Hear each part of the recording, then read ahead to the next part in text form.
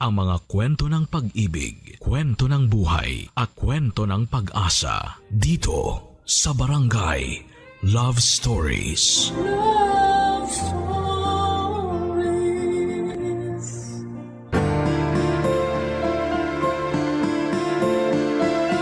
Hindi lahat ng pag-ibig ay pinaglalaban. Kaya dapat ay marunong tayong magpahalaga sa ating sarili upang alam din natin kung kailan tayo bibitaw. Ikaw kabarangay, may pag-ibig ka na bang sinukuan? Dear Papa Dudut, sabi ng mama ko ay hindi raw kasalanan ng isang tao ang magmahal. Yun ang natural na damdamin ng isang individual. Kung may pangit at hindi ka nais-nais na pangyayari sa isang relasyon, yun ay dahil mali ang taong napili nating ibigin. Pero kung iisipin ay wala namang perpektong relasyon. Wala rin perpektong karelasyon. Kaya nga mahalaga na pagsikapan ng bawat isa na maging mabuti at makipagkompromiso upang hindi masira ang isang pagsasama, Papa Dudut.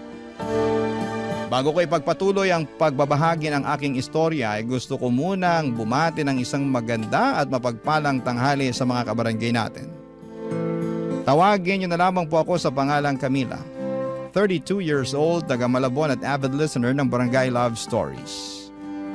Meron akong asawa, si Ronald, na makalipas ang 6 na taon naming pagsasama ay napagdesisyon na namin na magkanya-kanya ng landas. Marami kaming hindi pinagkakaunawaan ni Ronald na noon lang namin nadiskubre, Papa Dudut. At kahit may anak na kami ay hindi noon na isalba ang iniingatan naming pagsasama, Papa Dudut.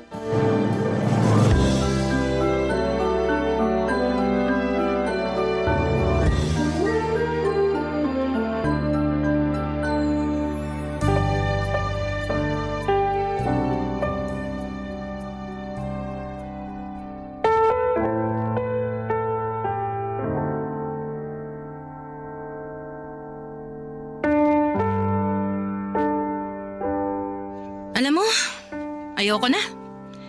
Pagod na akong intindihin ka. Mantakin mo, inaasikaso ko na yung anak natin, pero pati ba naman ikaw, kailangan ko ring asikasuhin? Malamang, asawa mo ako. Sinong gusto mong asikasuhin? Yung magtutubig dun sa kanto? Baka naman yung kumikindat-kindat na mekaniko sa'yo pag dumaraan ka doon sa may talyer. Ano? Sabihin mo, sila gusto mong asikasuhin? Kaya pa reklamo mo pagdating sa akin? Aba, siraulo ka talaga, no?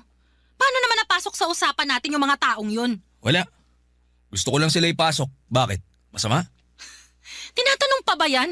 Siyempre, masama. Dahil wala namang kinalaman yung mga taong binanggit mo sa away natin. Ikaw talaga, no? Habang tumatagal, palala ka na ng palala. Hindi ko na kinakaya yung pagiging isip bata mo, Ronald. At ikaw naman, habang tumatagal, palala rin ng palala yung pagiging taklesa mo. Siguro nga, tama ka lang Lagi na... naman akong tama, ah. At ikaw, malapit ka ng tamaan sa Oo akin. na! Oo na! At ayoko naman mangyari pa yun dahil... Nako! Sige, ano? Ha? Sige, sabihin mo! Alam mo, hindi ako namimisikal. Pero baka kukunyatan kita sa kadaldalan mo eh. Sige, gawin mo at na may kalagyan ka sa likod ng mga reha sa presinto. Ay nako, lintik na buhay to. Oo. Buti pa ibang lalaki, mababait mga asawa nila, masikaso, maalaga. Kasi malaga rin naman ako, di ba? Kaya lang, inabuso mo. Anong inabuso pinagsasasabi mo? Totoo naman ah. Kung umasta ka, akala mo yata nakahanap ka na ng instant katulong dito sa bahay natin. Hoy, for your information, asawa mo ako. At hindi mo lang basta utusan. Kung umasta ka, daig mo pa yung anak natin. Bakit? Toddler ka ba? Gusto mong asikasuhin ka? Alagaan ka? Eh ang hiling ko lang naman ay magkusa ka. Pag day off mo, tulungan mo ako sa mga gawaing bahay. Kaso hindi eh. Panay ka tunganga, panay ka cellphone, o di kaya panonood ng TV. Kung minsan, lumalabas ka pa para makipag-inuman dyan sa mga barkada mo. Sana all na lang talaga, no? Hoy, para sa kaalaman mo, paraan ko yun para makapag-relax. Puti sana kung nagbabakasyon ako buong linggo. Eh subsob kaya ako sa trabaho. Bakit ikaw lang ba? Ako rin naman subsob sa trabaho ah. Hindi nga lang opisina pero sa mga gawaing bahay tsaka sa pag-aalaga sa inyo ng anak mo. Eh ikaw, buti ka pa nga eh. May sweldo ka tuwing kinsenas at katapusan. May 13th month pay ka pa tsaka bonus. Eh paano naman kami mga nanay? Wala! Dami mo talagang talak, ano? Humihinga ka pa ba? Sira ulo ka talaga! Eh, siraulo na ko siraulo. Buti pa maghiwalay na tayo. Talaga! Sige! Ano pang hinihintay mo? Pasko? Bagong taon? Aba, magbalot-balot ka na ng mga damit at gamit mo dyan ha. Simulan mo nang lumaya sa pamamahay natin. Ayoko na makita yung pagmumukha mo mamayang hapon. Simula sa araw na to, hiwalay na tayo! Papadudot, nag-co-parenting na lamang kami ni Ronald at sa abot ng makakaya namin ay sinisigurado naming present kami sa buhay ng aming anak. Bagaman at aaminin ko na mahirap magpakananay at tatay ay ginawa ko pa rin ang makakaya ko upang itaguyod ang anak namin. Bago ko nakilala si Ronald ay nagtatrabaho na ako sa opisina. Kaya noong naghiwalay kami ay nagbalik ulit ako sa dati kong pinagtatrabahuhan. Kasabay po noon ay umuwi kami sa bahay ng parents ko mula sa inuupahan naming apartment. Nagbolontaryo kasi silang tignan at alagaan ang aming anak habang nagtatrabaho ako. Kaya naman malaki ang pasasalamat ko sa aking mga magulang. Masasabi ko na sa loob ng 1 taon ay naging abala ako sa trabaho at pag-aalaga sa aming anak, Papa Dudut.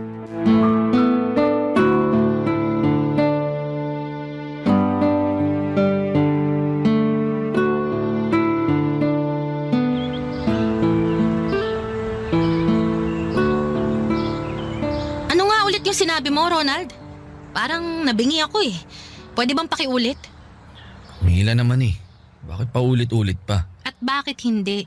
Nahihiya ka ba? Siyempre hindi. Wala naman nakakaya dun sa sinabi ko eh. Kaya nga ulitin mo para marinig ko ng malinaw. Gusto mo lang talagang marinig ng mga magulang mo para mapahiya ako, no? Ha? Saan naman ang galing yan? Eh ikaw nang may sabi na wala namang nakakahiya dun sa sinabi mo. Na hindi ko lang masyadong narinig, kaya pakiulit. Dali! Bihira ka? 1 taon tayong di nagkita pero parang wala nagbago sa'yo ah. Bakit? Ano bang klaseng pagbabagong gusto mo? Yan, yung ugali mo. Oh, eh anong problema sa ugali ko, ha? Inaano ba kita? Eh sabi ko lang naman ulitin mo yung sinabi mo. Ang simple-simple ng usapan natin. Tapos pinapakomplikado mo. Oo na. Ulitin ko na pero huling beses na to ah. Makinig ka sana mabuti para isang sabihan na lang. Ayoko nang paulit-ulit. Ano ba kasi yun? Ang dami mong satsat. Ikaw yata talaga yung taklesa sa atin eh. Sinisisi mo pa ako.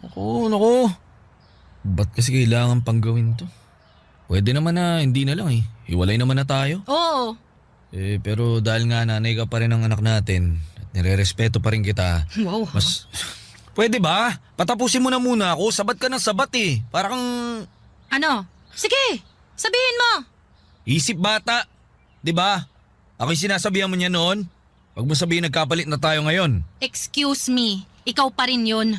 Sa'yo pa ring ang corona, no? Huwag mo nang ipasa sa akin. Camila naman eh. Wala tayong mapapala nito pag ganito ng ganito yung takbo ng usapan natin eh. Pwede bang magpaka-mature na tao na tayo? Hindi yung ganito na daig pa natin yung mga paslit kung mag-asaran? Ano nga kasi ulit yung sinabi mo? Dali na, para matapos na tong usapan na to. Meron kasi akong may babae ako nagugustuhan sa opisina namin. Oh, tapos? Ito lang naman yun. Mga 2 buwan na nakakalipas. Wala, sobrang gustong gusto ko na siya eh. Umamin na ako ng nararamdaman ko sa kanya. Ngayon, ang sabi niya sa akin, gusto niya, ligawan ko raw siya kaya yun sana yung plano kong gawin. Oh, eh bakit kailangan mo pang sabihin yan sa akin? Kasi nga, gusto kong hingin yung basbas mo. Basbas ko na payagan kang manligaw ng iba? Oo nga, kasi sa papel, mag-asawa pa rin tayo. Oo nga. Pero hindi na tayo nagsasama, di ba? Ibig sabihin, hiwalay na tayo. Mas mapapanatag akong alam mo kaya sinabi ko. Tsaka baka magtaka ka pag nakita mo kung may kasamang ibang babae. Swerte mo naman. Wala na kaya akong pakialam sa'yo.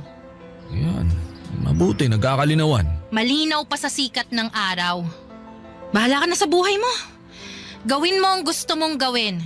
Manligaw ka, magjowa ka, mag-asawa ka ulit kung pwede. Good luck na lang. Pero wag na wag mong kakalimutan yung sustento ng anak natin. Siyempre, oo naman. Prioridad ko pa rin yung bagay na yan. Dapat lang kung ayaw mo kong makaaway.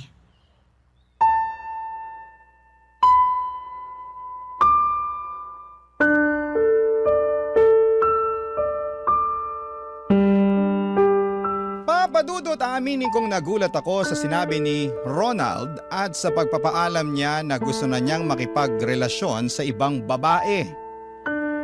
Ako nga ay never kong naisip na maghanap ng iba samantalang siya yon talaga ang kanyang priority.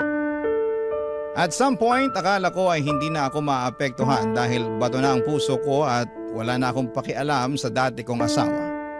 Ngunit iniisip ko pa lamang na meron ng ibang babae na umaaligid sa kanya ay naaalibad-bara na ako. Sa kabilang banda, alam ko na wala na akong karapatang maramdaman ang mga bagay na yon. Hiwalay na kami ni Ronald at paulit-ulit kong pinapaalala sa sarili ko na ako ang nakipaghiwalay. Nawala na ako ng tinik sa lalamunan at ayaw ko nang pumulot pa ng bato na ipupukpok ko lamang sa aking ulo. Kaya nga hinayaan ko na lamang si Ronald sa gusto niyang mangyari. Basta lang huwag niyang kalimutan na magsustento sa aming mga anak, Papa Dudut. Barangay Love Stories. Barangay Love Stories. Papa Dudut, mabilis na lumipas ang mga buwan at napansin ko na lang na gumagwapo ang dati kong asawa lalo na sa tuwing hinahatid at sinusundo niya ang anak namin para hiramin at ipasyal. Samantalang ako kapag nakikita ko ang sarili ko sa salamin ay nandidiri po ako. Super stress na kasi ang itsura ko noon sa trabaho at nadagdagan pa ang aking timbang. Kaya naman tumaba rin ako ng husto at mas lalong nagmukhang losyang. Hindi nagtagal ay napansin ko na lamang na dumalang ang pagpunta ni Ronald sa bahay para makita ang anak namin. Lagi tuloy siyang hinahanap sa akin ng bata. Wala naman akong maisagot dahil hindi ko naman siya regular na nakakausap. Tapos napansin ko na lamang na hindi na rin nakapagbibigay ng maayos na sustento si Ronald. Kaya naman tinawagan ko na siya. Tinawag ko ang kanyang pansin, Papa Dudut.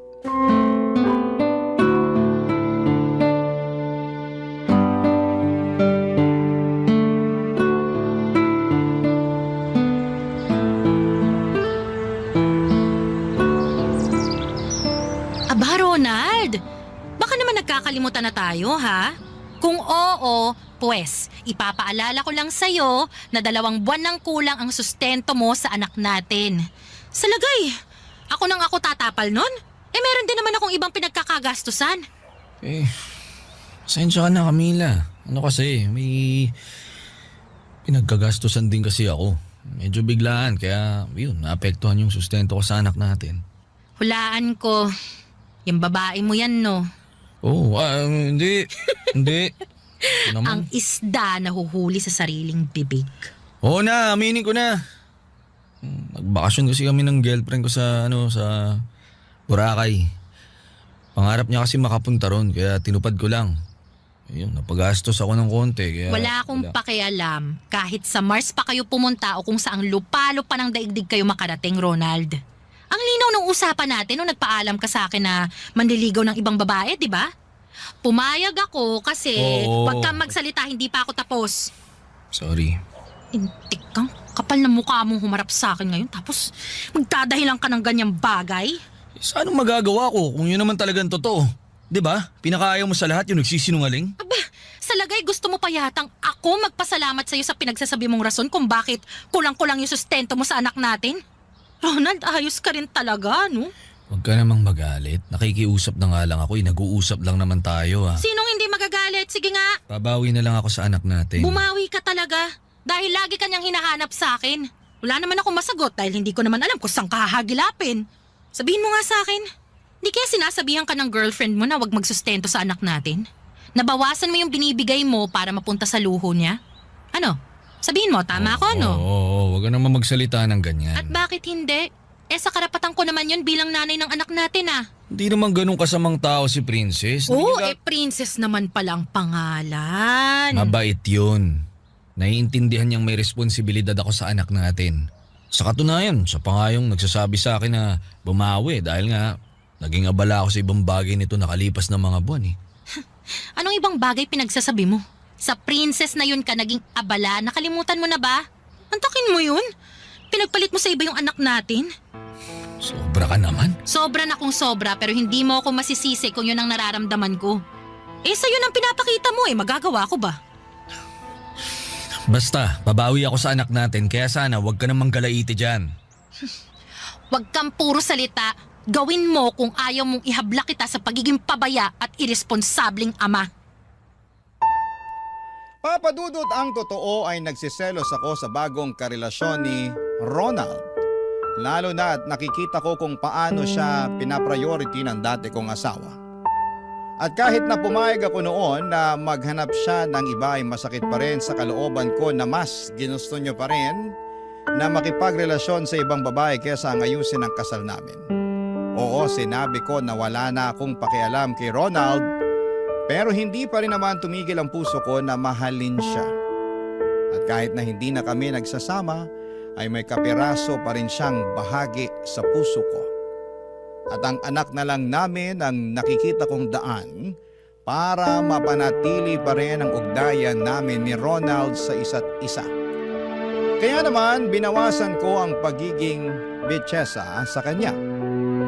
Basta hindi niya napapabayaan ang sustento sa anak namin, sinusuklian ko siya ng maayos na salita. Magandang pakikitungo at pag-aasikaso lalo na kapag dumadalaw siya sa bahay namin.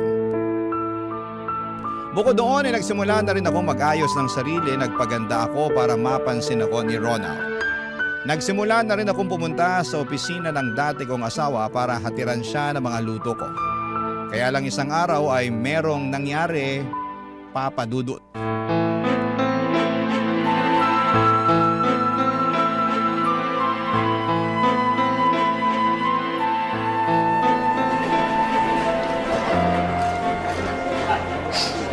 Nakita mo yun?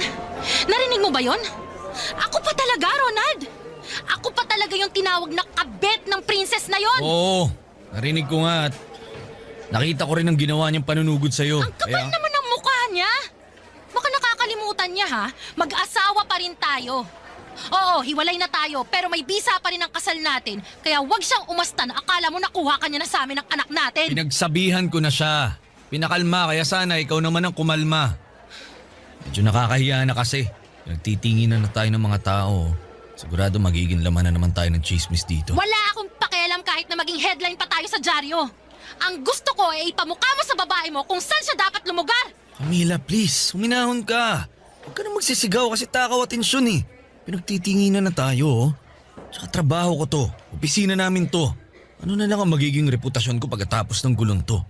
Baka wala na akong mukhang iharap niyan sa mga tao rito. Hindi ko na kasalanan yun. Bakit ako sinisisi mo? Hindi kita sinisisi. Eh yun yung tinutumbok ng mga salitaan mo eh. Alam mo, kung may dapat kang sisihin dito ay ang princess na yan. Masyado kasi siyang atribida. Asa na ba yun para maturuan ko pa ng Please leksyon? lang, Ha? Camila, wag na. Ano ba kasing ginagawa mo rito? Bakit ka pumunta rito sa opisina namin? Bakit? Masama bang puntahan ng dati kong asawa para dalhan ng pananghalian? Ayan no, pinagluto kita ng mga paborito mong ulam. 2 klase yan. At marami rin ang kanin na nilagay ko dyan para hindi ka mabitin. Binilhan na nga rin kita ng paborito mong kape sa coffee shop na palagi mong pinupuntahan pag nagde-date tayo eh. Alam ko, namimiss mo na yan kasi hindi naman alam ng babae mo yung paborito mong kape. Acidic ka mo siya, di ba? Kawawa naman. Okay, salamat. Pero sana nagsabi ka muna. Alam mo naman na dito nagtatrabaho si Princess di ba? Bakit ako magsasabi sa'yo? Plano nga kitang sorpresahin, di ba? Alam mo, ang labo mo. Camila naman eh. Buti pa, aalis na ako. Iiwan ko na lang itong mga pagkain na dala ko dahil para naman talaga sa'yo yan. Oh, saan ka pupunta? Susunduin ko na yung anak natin. Mamamasyal kami. Doon sa paborito nating pasyalan. Sa Carnival. Namimiss na raw kasi nung anak natin yung lugar na yon at saka... Tsaka ano? Tsaka naaalala raw niya na doon natin siya palaging dinadala noon. Malaki na talaga yung anak natin. Marunong nang makaalala. Sige, alis na ako. At pakisabi nga dyan sa princess na yan na hindi ako ang kabit dito kundi siya. Masyado siyang etyoserang palaka. Sige na, bye. Papadudot nakangisi akong umalis sa opisina ni na Ronald at kahit na masakit ng kaunti ang anit ko dahil sa sabunot ng etyoserang palaka na princess na yon, ay pakiramdam ko ay nagtagumpay ako sa plano ko na akiting muli ang aking asawa. Kitang-kita ko sa mga mata ni Ronald na nagsisisi na siyang nakipagrelasyon sa babaeng yon. Hinayaan ko na lamang siya na maramdaman ang bagay na yon dahil dapat lang naman talaga. Masyado kasi siyang maharot at imbes na ayusin ang pamilya namin ay mas inuna niya pang makipagrelasyon sa iba. Plano ko sanang sampahan ng reklamong physical injury si Princess pero hindi ko na namang tinuloy dahil makakaabala pa yon sa aking trabaho. Makalipas ang ilang araw ay binalita sa akin ni Ronald na nagkausap na sila at tiniyak niya na hindi na ulit ako masasaktan ng babaeng yon. Humingi ulit ng pasensya at dispensa sa akin ang dati kong asawa dahil sa ginawa ng iskandalosa niyang kasintahan. Siyempre nakita at naramdaman ko ang sinseridad sa bawat salita niya. Kaya naman, agad ko rin siyang pinatawad sa mga nagawa niyang pagkukulang at kasalanan sa amin ng anak niya. Papadudot. Barangay Love Stories. Barangay Love Stories. Papadudot ng dumalas ang away ni na Ronald at Princess ay sa bahay namin pinipiling tumuloy ng dati kong asawa. Tutol ang mga magulang ko sa pakikipagbalikan ko sa kanya pero sinabi ko sa kanila na wala na akong balak na gawin pa yon. Pero nagkamali ako dahil sa ilang gabi ng muli naming pagsasama ni Ronald ay tila ba nagkaintindihan kamit na numbalik ang masasaya naming alaala noong araw. Pati na rin ang aming pamilya, Papadudot. Inasikaso at pinagluluto ko siya ng mga paborito niyang pagkain. Kapag nasa bahay si Ronald ay umaakto kaming mag-asawa at meron na ring nangyayari sa amin. Para sa akin ay ako pa rin naman ang legal na asawa at sa batas ng tao at kasal pa rin kami ni Ronald. Doon ko ipinagtapat na nagugustuhan ko ulit siya. Nakumpirma ko na pareho lang pala kami ng nararamdaman. Humingi siya sa akin ng pagkakataon para ayusin ang pamilya namin. At ibinigay ko naman yon sa kanya ng walang pasubalik. Umasa ako na makikipaghiwalay na siya kay Princess. Pero hindi yon naging madali kesyo. Nang mga panahong yon ay may binubuo silang negosyo. At malaki na raw ang perang na ilalabas niya, Papadudot.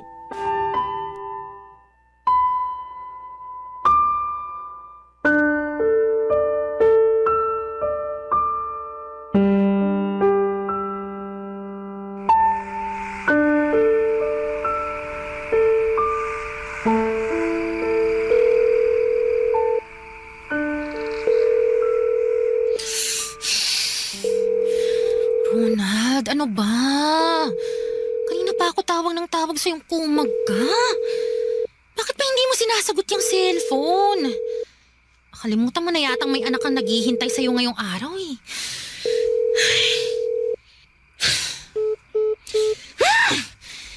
Isang tawag na lang. Tapos tama na. Ronald, sagutin mo na to bago pa tuluyang magtampo sa'yo yung anak natin. Hello, Camila? Ay, sa wakas sinagot mo na rin, Ronald! Camila, pasensya na. Pwede ba? Diretsuhin mo na lang ako. Ano, makakapunta ka pa ba rito sa bahay natin o hindi na? Kasi mukhang malabo na rin naman. Kasi gabi na. Pero nagbabaka sakali pa rin ako.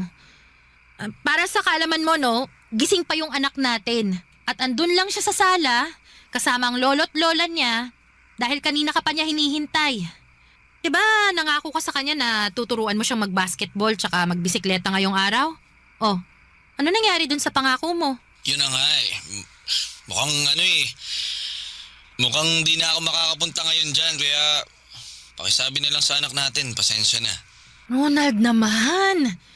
Ano ba magagawa ng pasensya mo? Sigurado magtatampo sa'yo yung anak natin. Ipaliwanag mo na lang, sabihin mo babawi na lang ako sa kanya. Babawi. Puro ka na lang babawi. Ginagawa yon, hindi sinasabi. Ginagawa ko naman talaga, di ba? Ikaw lang yung walang bilib sa akin eh. Magkamali lang ako ng minsan pinamumukha mo na sa akin na malaki ang pagkukulang ko dyan sa anak natin. Di naman ganun dapat, Camila. Tsaka may rason naman ako kaya hindi ako nakapunta ngayon dyan.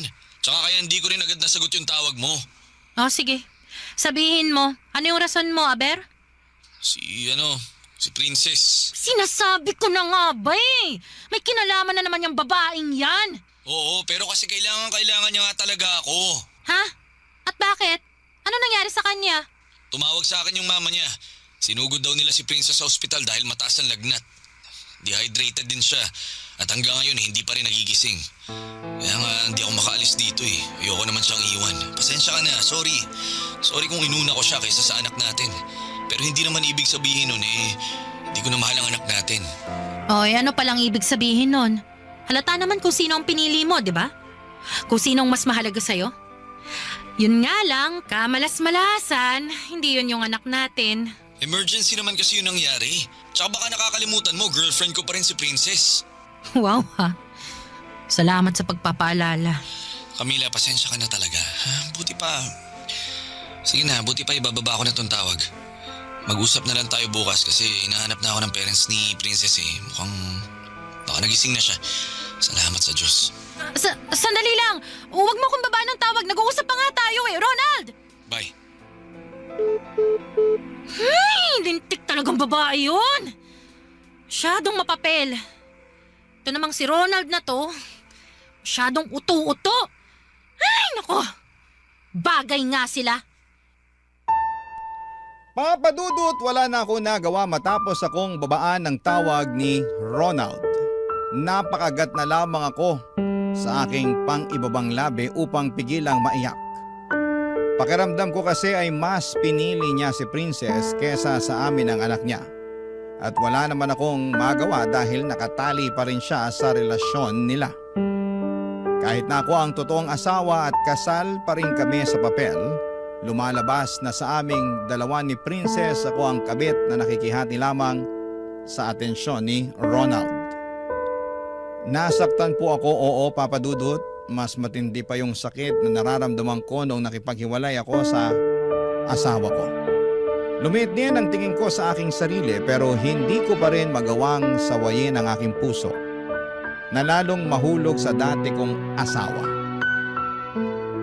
Umaasa pa rin ako at nananalig sa Diyos na muli niya kaming pag-aayusin ni Ronald at darating ang araw na magkakabalikan kami upang ayusin ang nasira naming pamilya.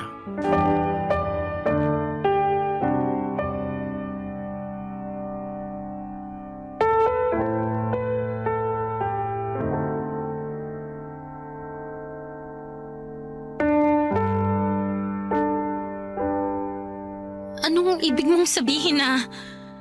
Pasensya ka na talaga, Camila. Pero gusto ko nang tapusin yung kung ano mang meron tayo. Gusto ko nang putulin yung ugnayan natin. Anak na lang natin ang sasadyain ko sa bahay niyo pag bumibisita ako. Pero baka dumalang na rin yun. Dahil may iba na akong priorities. Ibang priorities? Baka si Princess na naman yan ha? Ganun na nga. At siya rin ang rason kaya mo gusto nang tapusin yung anumang meron tayo? Oo, kasi napagtanto ko na hindi ko pala siya kayang saktan. Na sobra ko na siyang mahal para lokohin. Kaya nga, nakikiusap ako sa'yo. Tantanan mo na ako dahil matagal na talaga tayong tapos. Huwag na rin subukan na makipagbalikan sa akin at gamitin ang anak natin dahil di nauubra yan. Si Princess talaga ang mahal ko at wala Ano lang pala ako? Ha? Pampalipas oras mo? Taga-comfort mo nung nag-aaway at nagkakalabuan kayo ng babaeng yun? Labo mo pala eh. May pasabi-sabi ka pa na bigyan lang kita ng pagkakataon at gagawan mo ng paraan para maayos yung pamilya natin. Nangako ka pa na makikipaghiwalay ka sa princess na yon. Pero ano nangyari? Katulad lang din pala ng iba mo pang mga sinabi yung pangako mo na yan eh. Lahat na pa ako! Kaya nga humingi ako ng pasensya. May kasi- sasanla ba sa pawn shop yung pasensya mo? Aba kung oo, sige! Magpasensya ka lang para naman maibenta ko yan. Nang sa ganon, kumita naman ako at mapakinabangan ko. Ang sama mo, Ronald. Pinaasa mo kong hayop ka. At ako naman si Tanga. Nagpauto sa'yo. Naniwala sa mga sinabi mo. Binigay ko pa nga ulit sa'yo yung katawan ko kasi akala ko mahal mo pa rin ako eh. Pero rintik na lang talaga kasi nagpauto ko sa'yo. Alam ko, kaya nga nakukonsensya ako. Dapat lang. Dahil sobrang sama mo naman kung hindi. Alam mo, patawa ka rin eh, no? Gusto mong magpakatino sa babaeng yun. Habang kami ng anak mo, tinatarantado mo. Sabihin mo nga, ano bang pinapakain sa'yo nung gaga na yun, ha? Para maging ganyang kakabaliw sa kanya. Ano? Sabihin mo! Anong pinakain niya sa'yo na hindi ko napakain sa'yo? Hindi ko rin alam! Anong hindi alam? Pwede ba yun? Basta isang araw, nagising na lang ako na mas matimbang na sa puso ko si Princess. Siya lang at wala nang iba. Kaya nga gusto ko nang ayusin ang sarili ko. Gusto ko nang magpakatino, maging mabuting boyfriend sa kanya. Dahil mahal na mahal ko siya. Manahimik ka! Mabuti pa, lumayas ka na sa pamamahay namin ngayon din! Camila naman, huwag mo naman ako ipagtabuyan oh. Oh, anong gusto mo? Latagang kita ng red carpet palabas? Ganon ba? Siraulo ka pala eh. Ako na nga tong sinaktan mo. Pinaasa, ginamit at pinagmukhang tanga. Tapos ayaw mo pa akong magalit sa'yo? Ronald, karapatan ko naman siguro yon. Bakit pinagkakait mo pa? Napaka-epal mo talaga kahit kailan. Ano pang hinihintay mo? Ha? Alis na sabi! Magsama kayo ng princess mo! Mga walang hiya kayo! Papadudot, pinagtulakan ko si Ronald palabas ng bahay namin at binagsakan siya ng pinto ng dahil sa galit. Tapos ay para akong tanga na nag-iiyak paalis dahil alam ko na hinding-hindi na niya ako babalikan pa. Namili na siya at kinamalas-malasan ay ako ang iniwan niya. Hindi ko alam kung ano ang nangyari, kung ginayuma ba siya ni Princess o ano para siyang piliin ng dati kong asawa. Basta ang sakit at ang lungkot ko lamang ng mga panahong yon. At hanggang ngayon ay hindi pa rin ako nakaka-move on. Sobrang hirap naman kasi. Lalo at buong buhay ko, si Ronald lang ang lalaking minahal ko. Long-time boyfriend ko siya bago kami kinasal. Ngunit kahit matagal na kami, ay hindi pa rin nag-work out ang aming relasyon at nauwi pa rin po ito sa hiwalayan. Nakakalungkot. Hindi ko alam kung makakausad pa ba ako o magiging maayos ang pagtatapos ng nangyari sa amin. Sana po ay payuhan ako ng mga kabarangay natin. Desidido pa rin kasi akong pakiusapan si Ronald at magmakaawa sa kanya na balikan at piliin niya kami ng kanyang anak. Maraming salamat po, Papa Dudut. Sakaling mapili po ninyong i-air ang sulat ko. God bless and more power sa programa ninyong Barangay Love Stories. Ang inyong forever kapuso at ka-barangay, Camila. Ano ang masasabi mo sa ating Barangay Love Stories today? Aabangan namin yan sa aming comment section. Ang mga kwento ng pag-ibig, kwento ng buhay at kwento ng pag-asa dito sa Barangay Love Stories. Love Stories. Ang pagkakaroon ng kompletong pamilya ay isang dream come true para sa mga lumaki sa broken family. Ngunit kadalasan ay mahirap abutin ang pangarap na ito. Ikaw, kabarangay, ano ang handa mong gawin upang maranasan ang pagkakaroon ng isang buo at kumpletong pamilya. Dear Papa Dudut, magandang araw po sa inyo at sa mga kabarangay natin. Ako po si Jeff. At ngayon po ay gusto ko pong ibahagi sa inyo ang mga pinagdaanan ko sa buhay. Nalaman ko po ang tungkol sa Barangay LS dahil sa isang taxi na sinakyan ko noong pumunta ako ng Maynila. Na-curious po ako sa kwento noong araw na yon at mula noon ay palagi na ako nakatutok sa Barangay LS tuwing alas 12. Lumaki po ako dito sa Masbate at pinalaki po ako ng mama ko ng mag-isa. Only child po ako at hindi ko po nakilala ang papa ko. At sa totoo lang ay matagal ko nang iniisip kung ano ang pakiramdam na magkaroon ng tatay.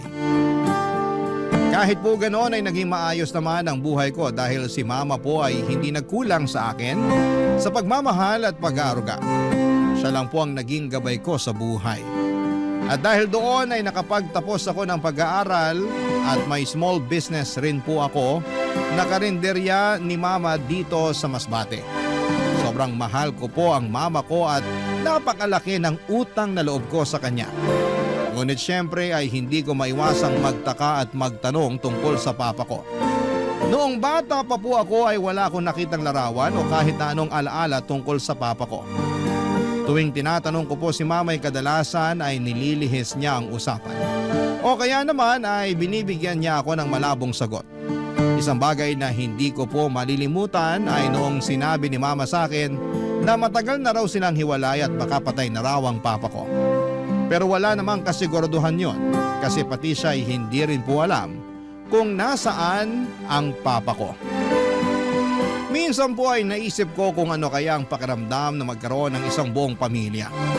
Yung tipong may tatay ka na kasama sa bahay, ano kaya ang pakiramdam nang may father figure na laging nandyan sa tabi mo.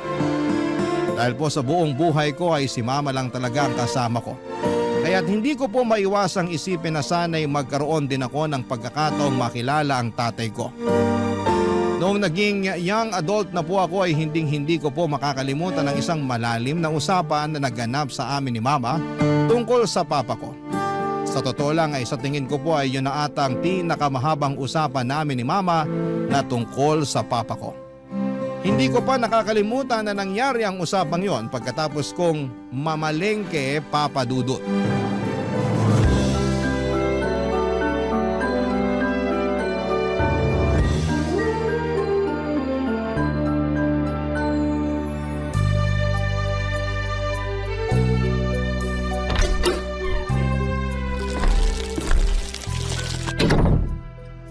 Ma, nandito na ako. Ito na yung mga pinabili mo sa akin. Ay, mabuti naman, nak. Nabili mo rin ba yung mga pinabili ko sa yung sibuyas at bawang? Opo ma, walang labis, walang kulang. Yung mga isda at karne, nabili mo rin ba? Siyempre, hindi ko po makakalimutan yun. Ngayon po, oh. Kaya ikaw yung pinakapaborito kong anak eh. Anong pinaka-paborito? Eh ako lang naman po yung anak nyo. Ay, oo nga pala. Sorry, nakalimutan ko eh. Kayo talaga? Nga pala, nak. Anong gusto mong kainin? Ipagluluto kita. Kayo naman ma, hindi nyo na po kailangan gawin yan. 20 years old na po ako. Kaya ko na po sarili ko. Pero ikaw pa rin ang baby ko eh. Pakurot nga sa pisngi. Ma, aray ko naman. Aray ko, sakit na ma ah. Tama na po. Wala kang choice. Ipagluluto kita. Ma, pwede ba? Mag-relax lang kayo. Ako na pong bahala sa lahat. Yung pagpapatakbo ng karinderya, yung mga gagawin sa bahay, yung pamamalengke, yung pagluluto, ako na pong bahala dun. Di na po kayo bumabata. Ayoko nai-stress kayo. Ikaw talaga? Na-appreciate kita, nak. Pero makapagsalita ka naman, parang ang sarap-sarap mo magluto. Hayaan mo na kasi kung magluto. Akala mo ba hindi ko napapansin na puro itlog, hotdog at ham na lang ang kinakain mo? Hindi yun mabuti sa katawan. At isa pa, hindi rin ako magiging komportable kung andito lang ako sa bahay buong araw at nakatunganga. Tapos nagsiselfone at nanonood lang ng TV. Ay, mukhang hindi ko na po kayo mapipigilan. Sige na nga. Kayo na hong bahala. Tumabi ka dyan. Magluluto ako ng sinigang na baboy. Diyan ka lang, akong bahala sa'yo. Thank you ma. I love you. Love you din, anak. Relax ka lang dyan. Hihiwain ko na muna tong mga ingredients na kailangan para sa lulutuin ko. Ay, nga pala nak. Kamusta naman yung karinderya natin? Okay naman po ma. Hindi na po ako nagpapautang kasi yung ibang hirap singilin eh. Hay nako, tama yan. Yang karinderya na yan ang bumubuhay sa atin kaya dapat natin alagaan yan. Mabuti na lang talaga mapagkakatiwalaan yung mga taong nakuha natin para magbantay sa karinderya. Ay, pero ma, naisip ko lang ha. Siguro mas magiging magaan ang buhay natin kung andito si Papa, no? Ano? Jeff naman. Ilang beses ko bang ipapaalala sa'yo na tigil-tigilan mo na yung kakabanggit sa papa mo na yan? Wala namang naiambag sa buhay natin yung tao na yun eh. Naiintindihan ko naman po kayo ma na walang naiambag sa buhay natin si Papa kaso hindi ko naman po maiwasan na magtaka. Nilitrato kasi niya wala kayong maipakita sa akin eh. Sorry na ka. Akala ko kasi sapat na yung ialay ko sa'yo yung buong buhay ko. Hindi pa pala. Ma, hindi yun ang ibig kong sabihin. Simulat sa pool, alam ko na kayo lang ang tumayong magulang ko at dahil doon, sobrang pasasalamat ko sa inyo. Ay, basta nak, maniwala ka na lang sa akin. Wala tayong mapapala sa papa mo. Tsaka isa pa, maayos naman ang buhay natin ngayon na. Hindi tayo naghihirap. Nakakapag-ipon tayo ng maayos. Nakapagpundar tayo ng sarili nating bahay. At napapatakbo din natin ng maayos yung negosyo. Nak, maniwala ka. Hinding-hindi natin kailangan yung papa mo na yon. Alam ko naman yun ma, pero syempre may mga oras na curious lang ako. Narinig mo na ba yung kasabihan na curiosity killed the cat? Ay sa pocketbook nyo naman nakuha yung kasabihan na yan. Loko-loko ka talagang bata ka. Ang ibig sabihin nun, may mga bagay na mas mainam ng hayaan natin. Kasi kapag inusisa pa natin to, mapapahamak at masasaktan lang tayo. Ano naman po kinalaman nun sa pusa? Ay, ewan ko sa'yo, nak. Sumasakit ang ulo ko sa'yo. I-search mo na lang sa internet. Kayo naman ma, nagbibiro lang ako. Syempre alam ko po ibig sabihin nun. Pero sige na nga ma, hindi na kita kakausapin tungkol kay Papa. Ayaw ko naman na mag-away tayo. Baka saan pa mapunta tong usapan natin eh. At ito ang tatandaan mo. Habang nandito pa ako, hinding-hindi kita pababayaan. Wala akong pakialam kung uugod-ugod ka na at nakatungkod. Aalagaan kita hanggang sa huling hininga ko. I love you ma, payakap nga ako. I love you din, anak. O siya, tatapusin ko na tong niluluto ko ha. Sigurado akong gutom ka na. Tulungan ko na po kayo. Noong araw na yon ay sinabi ko kay mama na hindi ko na siya kakausapin tungkol sa papa ko. Pero ewan ko ba Papa Dudut, hindi ko pa rin maiwasang maging curious at magtaka tungkol sa pagkatao ng papa ko. Siguro noong bata pa ako ay wala akong masyadong pakialam kung may papa ako o wala kasi tulad nga ng sabi ko ay napalaki naman ako ng maayos ni mama. At maganda rin naman ang naging childhood ko. Pero habang lumalaki ako at nagkakaroon ng mas malalim na pag-iisip, doon na ako nagsimulang magtanong-tanong, mag-question sa mga bagay-bagay tungkol sa buhay at isa na nga doon, ang pagkatao ng papa ko. Sana kaya siya ngayon? Ano kaya ang buhay niya? May pamilya na kaya siya? Ang mga tanong na ito ay laging bumabagabag sa isipan ko. Kaya isang araw ay nag-decide akong hanapin siya sa Facebook. Pero kahit anong gawin ko ay wala akong makita hanggang isang araw. May isang babae na nag-message sa akin sa Facebook. Nagpakilala siya bilang si Carmela at tita ko raw siya sa ama. At sinabi niyang nakatatandang kapatid siya ng tatay ko at gusto niya raw akong makilala. Nagtaka ko kung paano niya ako nahanap kaya kahit may alinlangan ay kinausap ko pa rin si mama tungkol sa babaeng nag-message sa akin para malinawan ako. At dahil din po sa message ng babaeng nagpakilala bilang tita ko ay mas lalo lang lumala yung curiosity ko at naalala ko tuloy yung sinabi sa akin ni mama na curiosity killed the cat. Paano kung tama nga si mama? Paano kung mapahamak lamang ako sa kagustuhan ko Papa Dudut na makilala ang papa ko? Pero hindi ko rin naman malalaman kung hindi ko susubukan, hindi ba? Kaya naman nag-decide ako mag-reply sa babaeng nagpakilala bilang tita ko at nagsimula na kaming magkamustahan. Hindi ko alam kung anong magiging resulta pero sa pagkakataong yon ang tanging alam ko lamang ay gusto kong makuha ang mga sagot sa mga katanungan ko. Kahit na may takot at alinlangan sa puso ko.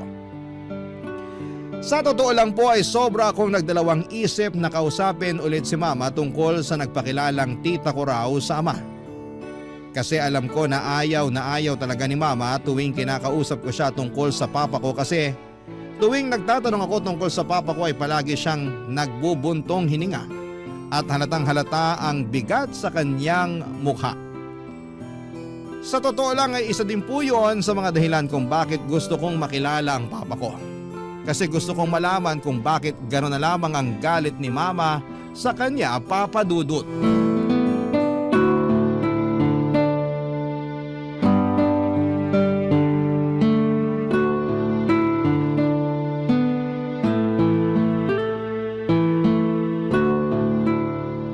Jeff, anak! Halika nga dito, bilisan mo! Sandali lang ma, tinutupi ko pa yung mga damit ko. Mamaya na yan, halika na muna dito. Okay. Ano po yun ma? Tingnan mo itong nakita ko sa Facebook, nak.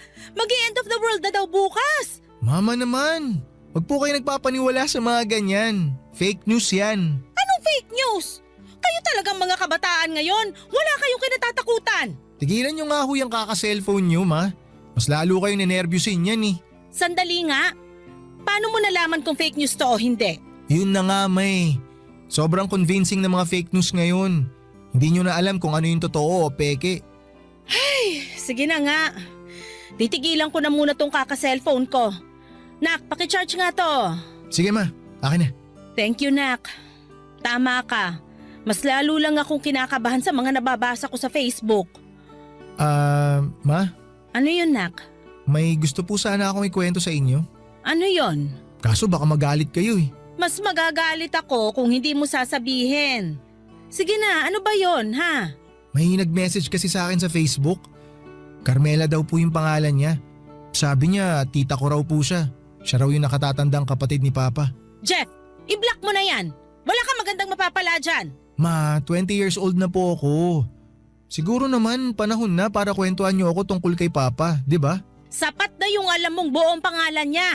Maliban dun, wala ka nang dapat pang malaman. Ma, sana wag niyo pong mamasamain tong sasabihin ko. Pero hindi po kasi sapat yun eh. Ang dami pong tanong na tumatakbo sa isip ko. Ang dami kong tanong na nangangailangan ng kasagutan. Gusto ko lang naman po malaman kung bakit niya tayo iniwan. Kung mahal niya ba tayo. Tsaka gusto ko rin sana na makilala yung mga kamag-anak ko sa side ni Papa. Utang na loob, Jeff! Ang kulit-kulit mo naman eh! Ako ang nagpalaki sa'yo! Ako ang nagpakain sa'yo! Ako ang nagpaaral sa'yo hanggang sa makapagtapos ka! Ako ang nagpundar nitong bahay at nung negosyo natin! Ako ang nagpakahirap para mabigyan ka lang ng maginhawa na buhay! Tapos ngayon hahanapin mo lang yung tatay mo? Ayaw sana kitang sumbatan pero naririndi na ako sa kakabanggit mo sa papa mo! Sinasabi ko sa'yo, Jeff, huwag mo nang kakausapin yung Carmela na yon! Bakit ma? May hindi ba kayo sinasabi sa akin tungkol kay Papa? May tinatago ba kayo tungkol sa mga kamag-anak niya? Ma naman, paano ko po kayo mauunawaan? Paano ko kayo maiintindihan kung hindi niyo ikukwento sa akin? Nako, kahit ano pang sabihin sa'yo, mukhang hindi ka naman maniniwala sa akin eh. Ma, alam ko po na ginagawa niyo lahat para guminhawa ang buhay natin. At habang buhay po ako magpapasalamat sa inyo dahil doon.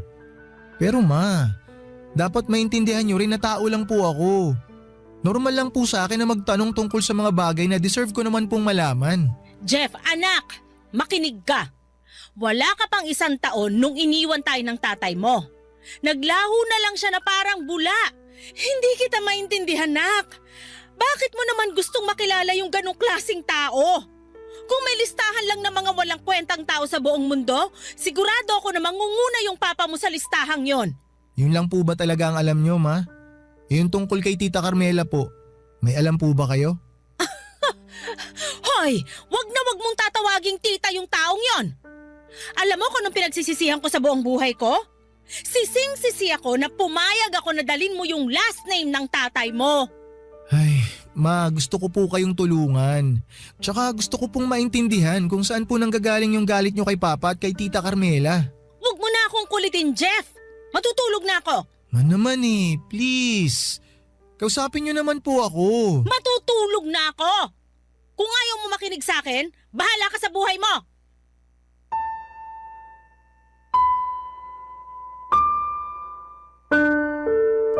Naisip ko po noong mga panahong yon na siguro'y gano'n ang kalaki ang galit ni Mama sa Papa ko at sa buong pamilya ng tatay ko. Kasi siguro'y iniwan kami ni Papa. At sino ba naman kasi ang hindi magkakaroon ng sama ng loob, hindi ba? Hindi ba ako nag-iisang taon tapos ay bigla kaming iniwanan? Pero kahit na ganoon, Papa Dudut, ay hindi ko pa rin kayang magtanim ng galit sa tatay ko. Kaya't ipinagpatuloy ko pa rin ang pakikipag-usap kay Tita Carmela. Ang kwento niya sa akin ay nasa Laguna nakatira si Tita ngayon at mag-isa lamang siya sa buhay. Sobrang naawa ko sa kanya kaya't palagi ko siyang kinukumusta. Tinanong ko rin sa kanya ang tungkol kay Papa at ibinahagi ko kay Tita Carmela yung sama ng loob ni Mama sa Papa ko. At ang sabi niya ay hindi raw handa si Papa na maging tatay noong naging sila ni Mama. Kaya bigla na lamang siyang umalis at iniwan kami. Noong nabasa ko yun ay sobrang galit at sakit ang naramdaman ko. Pero bigla ding humupa. Nanatili pa rin sa akin yung pagnanais ko na makilala ang Papa ko. Ayon din kay Tita Carmela, nasa Amerika raw si Papa pero balak niyang umuwi sa Pilipinas pagkatapos ng ilang buwan. Aaminin ko na na-excite ako nang narinig ko yon. Sinubukan ko pong hingin kay Tita Carmela yung contact details ng Papa ko. Pero ang sabi niya ay hindi na raw nagsa-cellphone si Papa dahil sobrang na-overwhelmed na siya sa buhay sa Amerika. Ikinuwento pa ni Tita Carmela na nagkaroon daw ng asawa si Papa doon pero hiniwalayan din siya nito. Kaya sobrang na-depress si Papa. Ayon pa kay Tita ay nakausap pa raw niya si Papa bago ito nag-decide na hindi na mag-cellphone muna. Sa totoo lang, sa mga sandaling yun ay awang-awa ko sa side ng tatay ko. Yung Papa ko pala ay nalugmok sa depression. Tapos si Tita Carmela, mag-isa lang din sa buhay. Sabi sa akin ni Tita na namatay daw yung asawa niya sa sakit na cancer at hindi man lang daw sila nagkaanak. Kaya't mag-isa siyang nakatira sa Laguna, Papa Dudut. Barangay Love Stories. Barangay Love Stories. Noong mga panahong yon, Papa Dudut, ay mas lalo kong naramdaman na may kulang sa buhay ko. Lalo na ngayon na nakilala ko si Tita Carmela at nalaman ko pa ang kagustuhan ng Papa ko na umuwi ng Pilipinas. Sa totoo lang ay noong inalok ako ni Tita Carmela na tumira kasama siya sa Laguna ay talagang gustong-gusto ko nang tanggapin ang alok niya. Don't get me wrong, mahal na mahal ko po si Mama. At kailanman ay hindi ko siya ipagpapalit sa kahit na sino. Kahit pa sa Papa ko. Pero ang tanging gusto ko lamang noon ay makilala ang father's side ko, lalo na ang Papa ko. Yun ang mahirap i-explain kay Mama. Kasi palagi na lamang galit at inis ang pinaparamdam niya tuwing pinag-uusapan ko sila. Lalo na sa gustong-gusto kong makilala ng lubusan ng pamilya ng tatay ko. Kahit na may kaunting galit, nakaramdam din ako ng awa sa Papa ko. Siguro sobrang hirap ng buhay niya sa Amerika.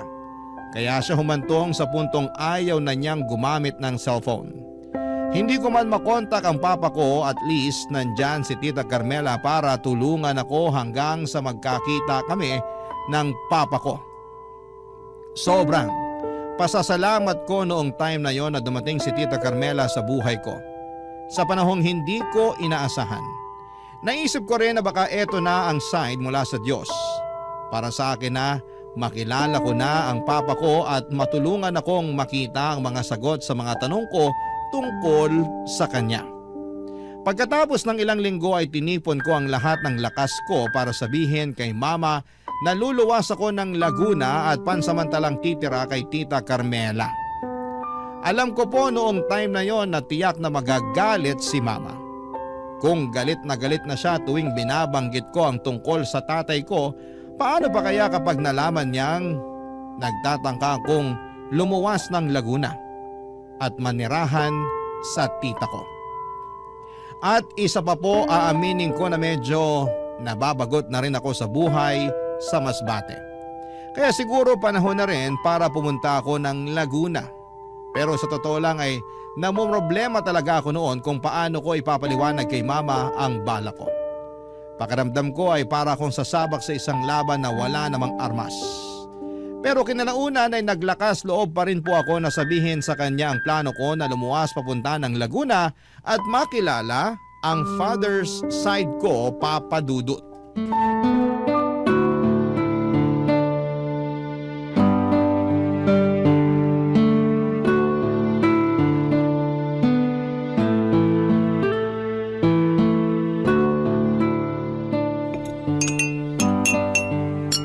Jeff, nak! Tigilan mo na muna yung kaka-cellphone mo dyan. Kakain na tayo. Nagluto ako ng adobo. Huy, Jeff! Nakikinig ka ba? Bakit ba sobrang busy mo dyan sa cellphone mo? Ma, may gusto po sana akong sabihin sa inyo. Bakit ganyan yung mukha mo? May problema ka ba? Ipangako niyo po muna sa akin, nakakalma lang kayo na hindi kayo magagalit. Oo na, ano ba kasi yun? Ako tuloy tong kinakabahan sa'yo eh. Ma, Ano? Magsalita ka na. hindi po kasi madali para sa akin na sabihin to sa inyo eh. Nakabuntis ka ba, Jeff? 20 years old ka pa lang ha? Ma, ano ba naman kayo? Hindi ho. Wala po ako nabuntis. Jeff, sabihin mo na sa akin. Kung hindi tatamaan ka na talaga sa aking bata ka. Inalok po kasi ako ni Tita Carmela na tumira sa kanya sa Laguna eh. Nagpapatawa ka ba? Pupuntahan mo yung babaeng yon? Hindi pa nag-iisang buwan simula nung nakausap mo yun sa Facebook ah! Mapakinggan niyo po muna ako. Ang sabi niya kasi sa akin, nasa Amerika daw si Papa at uuwi daw dito sa Pilipinas next month. Nasisiraan ka na ba ng bait, ha? Wag na wag mong susubukan na makipagkita sa mga taong yon, sinasabi ko sa'yo! Nabuhay ka ng ilang taon na hindi sila nakikilala o nakakasama. Hindi mo sila kailangan. Napatunayan mo na mismo sa sarili mo na kaya mong umasenso na walang tulong o gabay nila. Ma, sorry po pero sobrang unfair niyo naman po sa akin. Bakit pinipigilan niyo ako na makilala si Papa tsaka yung mga kamag-anak ko sa side niya? Kung talaga nagmamalasakit sa'yo yung papa mo, bakit kailangan niya pang idaan sa kapatid niya yung plano niyang umuwi ng Pilipinas? Bakit hindi siya mismo ang mag-message sa'yo? Hiniwalayan daw si Papa ng asawa niya sa Amerika, Ma. Kaya hanggang ngayon depressed siya. Kaya nga ako makikipagkita kay Tita Carmela kasi siya yung magsisilbing tulay para magkita kami ni Papa. Para makilala ko siya. Ba't ba ang tigas ng ulo mo? Hindi ba sinabi ko na sa'yo na i-block mo yung Carmela na yon? Kung hindi mo kaya, ako na mismo ang magbablock dyan. Akin na yung cellphone mo! Teka, Ma, ano ba kayo? Tawan niyo yung cellphone ko! Akin na yan, maniwala ka sa akin para rin Ma, sa'yo ano to! ba? Akin na... Ayan tuloy, nahulog yung cellphone ko! Lubayan mo na yung Carmela na yon! At lalong-lalo na yung papa mo! Karapatan kong makilala si Papa, Ma! Karapatan ko yon bilang anak niya! Mabuti sana kung naging mabuti siyang ama sa'yo, pero hindi! Wala siyang kwentang ama! Wala siyang kwentang tao! Hayop siya! Siguro nga hindi siya naging mabuting asawa sa inyo. Pero hindi ibig sabihin nun, hindi siya magiging mabuting ama sa akin! Ang kapal ng mukha mo! Wala kang utang na loob! Ang ayos-ayos ng buhay mo ngayon! Bakit mo paguguluhin? Buong buhay ko, Ma! Inggit na inggit ako sa mga kaibigan ko dahil nakikita ko na mahal sila ng mga papa nila! Wala kayong narinig sa akin! Pero hindi ibig sabihin nun, hindi ako nasasaktan! Ma! Ito na po yung pagkakataon ko para makilala yung tatay ko! Tapos ipagkakait niyo po sa akin! Hindi sa ganun yon, anak! Maniwala kayo sa akin, Ma, nagpapasalamat ako sa inyo dahil pinalaki niyo ako ng maayos. Pero hindi niyo pa rin matatanggal sa akin yung kagustuhan na makilala yung tatay ko. Tapos ngayon na may chance ako na makilala siya, hindi ko na palalagpasin yun. Wala na ba talagang kwenta lahat ng mga sinasabi ko sa'yo? Ano ba bang dapat kong gawin para tumigil ka na sa kakahanap mo dyan sa tatay mo at sa pakikipag-usap mo sa Carmela na yon? Mahayaan niyo na lang kasi ako. Hindi ko to nakukwento sa inyo. Pero ma, ilang gabi na akong umiiyak bago matulog kasi sabik na ako sa tatay ko. Anak naman! 20 years old na ako, ma. At sa loob ng 20 years na yon, hindi nawala sa isip ko kung nasaan si Papa. Iniisip ko rin kung bakit hindi natin siya kasama. Iniisip ko kung iniisip niya rin ba tayo. Iniisip ko kung iniisip niya ba ako bilang anak niya. Kapag nakita ko ba siya, maaalala niya ba ako? Hindi ko makukuha yung mga sagot sa tanong ko kung patuloy niyo akong pipigilan, ma. Hindi na ba kita mapipigilan, nak? Hayaan niyo na akong gawin to, please.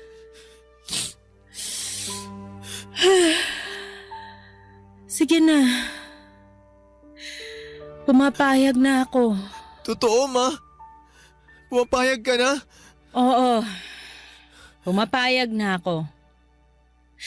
Basta lagi kang magte-text sa akin. At sasabihin mo palagi sa akin yung location mo para alam ko kung nasan ka. Ma, thank you. Thank you po, sobra. Hindi niyo po alam kung gaano niyo po ako napasaya ngayon. I love you, ma. Maraming salamat. Sobrang saya ko po noong pumayag na rin si Mama na tumira ako pansamantala kina Tita Carmela sa Laguna. Kitang-kita ko po kay Mama na parang napilitan na lamang siya pero alam ko na kailangan ko rin gawin po ito para maramdaman ko ang tunay na pagmamahal ng isang ama. Noong mga panahong yun ay naisip ko na si Tita Carmela ang magiging tulay ko para makita at makilala ko ng lubusan ng papa ko. Lumipas ang ilang linggo at lumuwas na ako mula Masbate papunta ng Laguna. Sobrang kulit rin po ni Mama noong mga panahong yon kasi text ng text siya sa akin. Pero hindi ko naman siya masisisi. Nagwo-worry lamang siya sa akin. 20 years old na ako pero para pa rin akong mama's boy. Siguro ay wala namang masama sa pagiging mama's boy kasi ibig sabihin noon ay mahal na mahal ako ng mama ko. Hindi ko rin makakalimutan yung araw na yon. Pagod na pagod ako tapos ay sobrang init pa. Siguro ay mas naging madali kung may direct contact ako sa papa ko pero wala eh. Si Tita Carmela lamang yung pinaka malapit na kamag-anak ni Papa na makakausap ko. Ang plano ko noong mga panahong yon ay makitira muna kay Tita Carmela hanggang sa makita ko si Papa Dudut. Mukhang natuwa rin po si Tita Carmela noong sinabi ko sa kanya na makakapunta na ako sa kanya sa Laguna.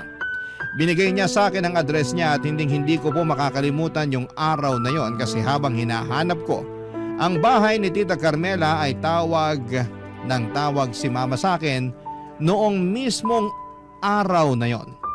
Pakiramdam ko na mga panahong yon ay hindi mapalagay si Mama sa ideya na makikita ko na si Tita Carmela. Para bang may malaking red flag siya tungkol dito. Pero naiisip ko na baka ganun lang talaga siya kasi galit na galit siya sa lahat ng may kinalaman sa papa ko. Pero nagpapasalamat na lamang ako kasi sa kabila ng lahat. Ramdam na ramdam ko yung pagmamahal at pagmamalasakit ni Mama habang pinapalaki niya ako.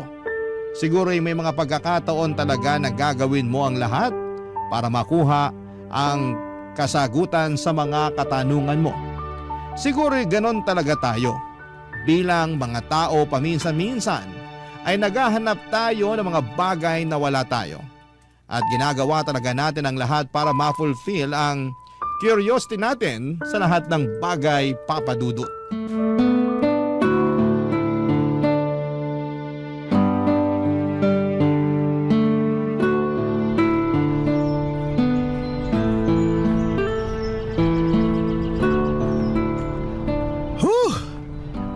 Himatay na ata ako sa init dito kakahanap sa bahay ni Tita Carmela. Ay. Hello, Ma? Nak! Kamusta ka na? Asan ka na ba ngayon? Nasa Laguna na ho ako. Nandito na po ako sa address na binigay sa akin ni Tita Carmela kaso ang dami pong bahay dito isa-isahin ko pa. Nak? Paano kung mag-hotel ka na lang kaya? Hindi mo naman siguro kailangang makituloy sa Carmela na yan para lang makita yung papa mo kung sakasakali, di ba? Ma, gaya nga po ng nakwento ko sa inyo, ang sabi sa akin ni Tita hindi na po nagsiselfone si Papa. At ang huling sabi ni Papa kay Tita Carmela, dito raw po siya sa Laguna tutuloy pag uwi niya ng Pilipinas. Bakit po ba tutol na tutol kayo na kay Tita Carmela ako makituloy? Ay, nako nak. Obviously, magkapatid sila ng papa mo. Sigurado ako may saya din sa utak yung babaeng yan. Ayokong mahawa ka sa kanila. Ay, huwag kasi kayo mag-alala ma. Kaya ko na po ang sarili ko. Tsaka isa pa po, huwag naman po kayong judgmental. Hindi naman siguro siya masamang tao dahil lang iniwan tayo ni Papa, di ba? Magkaibang tao naman sila eh. Huwag muna natin siyang husgahan, ma. Jeff! Ma, si Tita Carmela na ata yun. Tatawagan na lang kita mamaya, ha? Sige nak, mag-iingat ka dyan ha. Bye! Sige ma, I love you. Tita, hello po. Jeff! Masaya ako't nagkita na rin tayo sa wakas. Ako rin po, tita. Sobra. Payakap nga. Kumusta ka na? Kumusta ang biyahe mo ha? Okay naman po pero medyo napagod lang po ako sa biyahe. O halika, pasok ka na sa bahay. Thank you po. O huwag kang mahihiya ha. Itrato mo ng iyo ang bahay na to. Wow! Ang ganda po pala ng bahay nyo. Maliit lang tong bahay. Papagawan ko pa ng second floor sa susunod na taon. Nabanggit nyo tita na mag-isa lang po kayo dito, di ba? Para na din sa'yo ng papa mo. Siyempre, para at least kung pupunta kayo ng Laguna, may matutuluyan kayo, hindi ba? Kung gusto nyo, pwede nga dito na kayong tumira kasama ko. Ay, thank you po sa offer tita. Na-appreciate ko po, sobra. O eto, magtubig ka muna. Thank you po, thank you. Ano ka ba? Thank you ka ng thank you dyan. Sorry tita, medyo nahihiya po kasi ako sa inyo eh. Hindi mo kailangang mahiya. Dalawa lang tayo dito. Feel at home lang, okay? Sige po. Ay, nga po pala tita. May bagong balita po ba kayo tungkol kay Papa? Well, nung last ko siyang nakausap, sabi niya bumili na raw siya ng plane ticket in advance. Next month na daw yung alis niya at dito raw siya tutuloy sa akin. Pero sa ngayon, sa tingin ko nakapatay yung cellphone niya eh. Pero huwag kang mag-alala. Pwede kang tumira dito sa akin hanggang sa magkita kayo ng papa mo. Malaking tulong na po to sa akin. Maraming salamat po. Naku, wala yun. Basta ikaw. Ay nga pala, bakit naka-leather shoes ka? Wala ka bang rubber shoes? Kung gusto mo, pwedeng-pwede kitang bilhan. Ito po kasi ang uso ngayon, tsaka matibay po to. Kaya lagi ko pong ginagamit. May pera ka ba? Sana wag mong mamasamain tong sasabihin ko, ha? Pero sabihan mo lang ako kung wala ka ng pera, ha? Sige po tita, wag po kayong mag-alala sa akin, may dala naman po akong pera. Pero salamat po talaga sa concern nyo. Naku, mabuti na lang talaga at dito ka nakituloy sa akin. Kasi kung hindi, sigurado akong mauubos ang pera mo. Kaya nga po eh. Salamat po talaga, pinatuloy nyo ako dito. Ay nga pala, kumusta naman kayo ng mama mo sa Masbate? May maayos ba kayo na tinutuluyan doon? Opo tita, okay naman po kami. Huwag nyo po kaming alalahanin.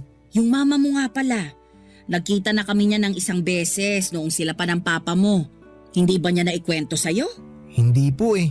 Wala po siyang nabanggit. Ay nako, hindi bale. Huwag kang mag-alala kasi pwede na tayong magtsikahan dito sa bahay kahit buong araw pa. O basta, kung may kailangan ka, magsabi ka lang ha? Tuluyan na po akong nakituloy sa bahay ni Tita Carmela, Papa Dudut. Mukhang mabait naman po si Tita Carmela kahit medyo marami siyang tanong. Iniisip ko na lamang na baka talagang concerned siya sa akin. Hindi ko na po minasama yung mga tanong niya tulad ng may pera ka ba at maayos naman kayo ng mama mo kasi ayaw ko namang manghusga agad ng tao. Marami po kaming napag-usapan ni Tita Carmela at kadalasan ang topic namin ay tungkol sa papa ko. Ayon kay Tita, nang maghiwalay sina mama at papa, nagtrabaho daw ang papa ko sa isang hotel sa Amerika bilang bartender at sa Amerika na rin siya nakapangasawa ng ibang babae. Pero ang problema, putol daw ang pamilya ng babae kay Papa. Kaya raw isa yon sa mga dahilan kung bakit siya sobrang na-depress. Ikinuwento pa ni Tita na tiniis daw ni Papa ang buhay sa Amerika para makakuha ng green card. Paliwanag naman ni Tita Carmela, sensitibo raw ang tatay ko at madali siyang malungkot. Kaya siguro sa kalungkutan ng buhay sa Amerika, nag-decide siya na mag-isolate. Pero ipinakita naman ni Tita sa akin ang huling chat nila ni Papa. At nakalagay roon na uuwi si Papa kay Tita Carmela. Yun na lamang po ang naging pag-asa ko. At nagdasal ako na sana balang araw ay magbunga rin ang desisyon kong pumunta sa Laguna. Si Mama naman po kahit tutol siya sa plano ko noong una, kalaunan ay natutunan niyang tanggapin ito. Araw-araw po akong tinatawagan ni Mama at kinukumusta. Laging tanong sa akin ay kung kailan daw ako uuwi sa Masbate at palagi ko pong sinasabi na uuwi ako kapag nakita ko na si Papa. Mabuti na lamang po at may pinsan ako na mapagkakatiwalaan kaya siya muna ang tumutulong kay Mama sa mga gawaing bahay at sa pagpapatakbo ng karinderya, Papa Dudut. Barangay Love Stories. Barangay Love Stories. Aaminin ko po na sobrang nababagot na ako sa bahay ni Tita Carmela ng mga panahong yon. Talaga pong sobrang boring, Papa Dudut. May mga pagkakataon na ako na mismo ang tumatawag at kumukumusta kay Mama kasi wala talaga akong magawa sa bahay na yon.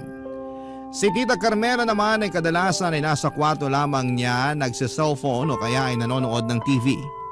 Kaya paminsan-minsan ay wala rin akong magawa kasi hindi naman ako mahilig manood ng TV at hindi po ako masyadong mahilig gumamit ng cellphone. Akala ko po ay yun na ang magiging buhay ko hanggang makita ko si Papa. Pero isang araw ay nakatanggap po ako ng kakaibang text message. Yung text po ay galing sa isang lending app at ako daw po ang ginawang reference contact. Ang mas nakakatakot pa, si Tita Carmela raw po ang mismong umutang. Sobra ko nabigla, Papa Dudut, kasi matanda na si Tita Carmela at wala namang kasama sa buhay. At mukhang hindi naman siya maluho dahil konti lang ang gamit niya sa bahay at hindi siya mukhang galante dahil sobrang simple na mga kasuotan niya. Ang totoo nga po paminsan-minsan ay nagbumuka siyang basahan sa damit niyang suot kasi kahit lumang-luma na ay pinagtitiisan pa rin niyang isuot. Ganyan siya kasimple. Kaya't gano'n na lamang po ang pagkabahala ko nang malaman kong umutang siya ng 30,000 pesos at ako po ang ginawa niyang reference contact. At gaya ng sabi ko kanina ay ayaw ko pong manghusga kaagad. Kaya nang matanggap ko po ang mensahe ay minabuti ko pong kausapin si Tita Carmela. Kasi alam niyo po sa panahong ngayon ay sobrang talamak na ang mga scam at madali na lamang magbintang sa isang tao ng kasalanang hindi naman niya ginawa dahil sa sobrang bilis ng pag-usbong ng teknolohiya, Papa Dudut.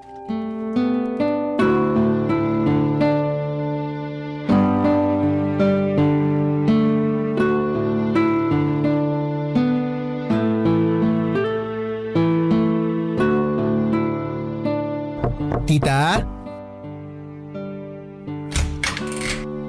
Oh, Jeff! Naku tita, pasensya na po sa storbo ha. Kinatok ko na po kayo dito sa kwarto nyo. Naku, walang kaso yon. Ay nga pala, nagluto ako ng itlog at corned beef kanina habang natutulog ka. May itinabi ako dun sa mesa para sa'yo. Kumain ka na lang ha. Salamat po. Pasensya ka na at kung hindi na kita masyadong naaasikaso kasi nalilibang ako sa panunood ng TV eh. Alam mo naman, mag-isa na lang ako sa buhay at eto na rin yung nakasanayan kong libangan. Tita, gusto ko po sana kayong kausapin eh. O bakit? Ayaw mo ba ng itlog at corned beef? Ay, alam ko na. Bibili na lang ako ng lechon. Gusto mo ng lechon? Sabihin mo lang mag-o-order ako. Ay nako, tita, hindi ho. Hindi po yun. O bakit? Tungkol saan ba ito? Tita, kasi may natanggap po ako na message kanina. Ha? Anong message? Galing po sa isang lending app eh. Nakalagay po sa message na nangutang daw po kayo ng 30,000 pesos. Tapos ako po yung nakalagay na reference contact nyo sa loan. Ay sabi ko na nga ba eh. Bakit po? Ano po bang nangyari? Aaminin ko. Sobrang nabagot ako kanina kaya nag-download ako ng kung ano-anong app. Tapos makalipas ng ilang minuto, nag-message yung isa sa mga kaibigan ko. Sabi niya sa akin, ginawa ko raw siyang reference contact kahit hindi naman. Jeff, sa tingin ko nagkaroon ng access yung app na yun sa mga number na nakasave sa contacts ko. Kaya kung ano-ano na lang yung pinagsisisend nila. Sigurado po ba kayo dyan, tita? Ayun ang pakiwari ko. Kasi wala naman akong maisip na paraan kung paano kayo makakatanggap ng text message mula sa app na yun kung hindi nila hinak yung phone ko. Pero tita, nag-register po ba kayo sa app na yun? Baka po may mga nailagay kayong number dun. Yun nga mismo ang problema. Pagkatapos kong i-download yung app, nag-register ako. Pero hindi ako nangutang, promise. Nako, kung ganun po, sa palagay ko oras na para mag-reformat kayo ng phone. O kaya palitan nyo yung SIM nyo. Tapos i-post nyo po sa Facebook na nahack yung cellphone nyo para alam ng mga kaibigan nyo na hindi po kayo yung nangutang. Sige, pero tulungan mo akong gawin yun sa cellphone ko ha. Hindi kasi ako marunong eh. Sige po tita, huwag po kayo mag-alala, ako pong bahala. Naku, mabuti naman kung ganun. Talamak na talaga ang mga nananamantala ngayon, ano? Naku, totoo po yan. Kaya lagi po kayo mag-iingat. Lalong-lalo na po tuwing gumagamit kayo ng internet. Uso pa naman ngayon yung nahack yung cellphone kasi kung ano-ano na lang yung napipindot. Thank you, Jeff ha. Tatandaan ko yan. Oy nga pala, kumusta ka naman dito sa bahay? Okay naman po ako dito. Komportable po ako kahit papano. Pasensya ka na talaga kung hindi ako lumalabas ng kwarto ha. Aaminin ko, tinatamad kasi ako minsan eh. Pero kaya mo naman ang sarili mo, hindi ba? Oo naman po tita, kayang-kaya ko po sarili ko, wag niyo po akong alalahanin. Okay lang po talaga ako. Ay, nga po pala tita, may balita po ba kayo kay Papa? Magdadalawang linggo na po kasi ako dito pero wala pa rin tayong balita sa kanya eh. Naku, wala eh. Sinusubukan ko ngang tawagan pero mukhang nakapatay pa rin yung telepono niya. Alam kong nababagot ka na kakaantay sa papa mo pero magtiwala lang tayo ha. Ang sabi niya sa akin, dito raw siya didiretso pag nakaalis na siya ng Amerika. Kaya mas mabuti na rin na nandito ka para pagdating niya, makita mo siya kaagad. Pasensya na po kayo kung sobrang kulit ko ah. Excited na po kasi ako eh. Ako din naman. Pareho lang tayo ng nararamdaman. Bunsong kapatid ko yung papa mo. At ilang taon ko na rin siyang hindi nakikita. Tita, baka naman po pwede nating tawagan o hanapin sa Facebook yung dating kinakasama ni Papa. Bakit mo naman gagawin yun? Ang totoo niyan tita, nag-aalala na po kasi ako kay Papa eh. Baka may masama nang nangyari sa kanya. Malay niyo po, baka alam nung dati niyang kinakasama kung nasan si Papa ngayon. Nako, yan ang wag na wag nating gagawin. Ayaw ng tatay mo na may ugnayan pa dun sa dati niyang kinakasama. Dahil sa pang-aapi na ginawa sa kanya ng pamilya ng babae. Hindi man lang ba pinagtanggol ng babae si Papa kahit minsan? Yun na nga eh. Paano naman kasi sunod-sunuran yung babae sa pamilya niya? Hinahayaan niya lang yung pamilya niya na insultuhin at maliitin yung papa mo noon. Ay, nakakalungkot naman po pala yung pinagdaanan ni Papa sa Amerika. Mabuti na lang talaga at naisipan niyang umuwi dito sa Pilipinas. Mismo. Kaya konting tiis na lang talaga. Makakasama na rin natin yung papa mo. Pagkatapos ng usapan namin ni Tita Carmela ay mas lalo akong naging determinado na hintayin si Papa na makabalik sa Pilipinas. Nang mga oras na yon ay napagtanto ko rin na hindi pala madali ang mga pinagdadaanan ni Papa sa ibang bansa. Kaya't mas inihanda ko na ang sarili ko para tanggapin at patawarin siya kapag nagkita kami. Na-realize ko na kailangan kong kalimutan na ang ginawa niyang pag-iwan sa amin ni Mama dahil marami na rin naman siyang pinagdadaanan. Lumipas ang ilang araw at medyo nahiya na ako kay Tita Carmela. Kasi bukod sa libre yung tinutuluyan ko, libre pa yung pagkain ko. Parang hindi ko na kayang tanggapin ang lahat ng tulong niya. Kaya naman naisipan ko na ako na lang mismo ang bibili ng sarili kong pagkain. Ayaw kong maging pabigat sa kanya at may savings naman ako sa ATM ko. Kaya hindi naging problema yon. At gusto ko ring maramdaman na may contribution ako sa mga bagay-bagay sa bahay na yan. Sa ganitong paraan, kahit papaano ay mararamdaman kong hindi ako labis na umaasa kay Tita Carmela at may sarili akong kakayahan. Pero dumating ang araw na napansin kong medyo naging irritable at wala sa mood si Tita Carmela.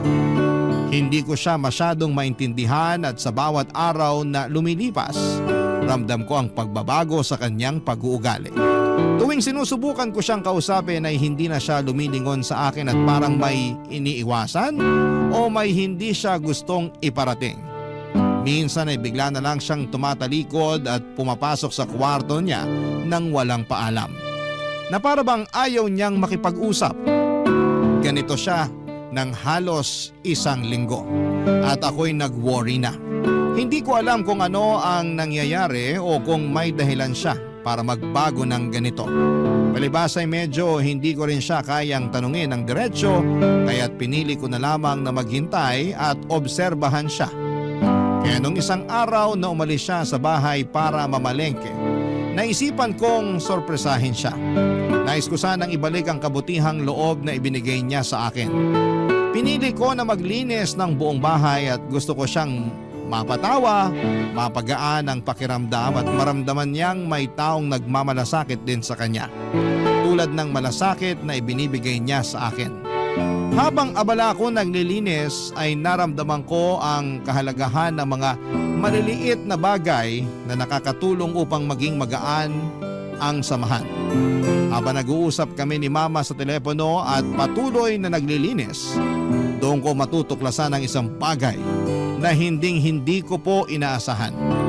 Isa itong bagay na magpapabago sa pananaw ko at magpapaalala sa akin kung gaano kalalim ang mga pinagdadaanan ng bawat isa sa atin.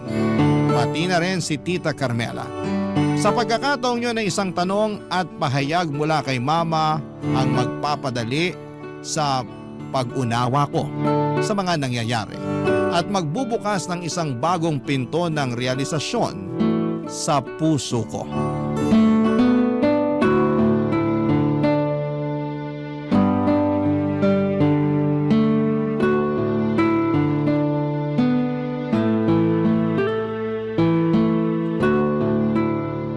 Tingnan mo tong mga to.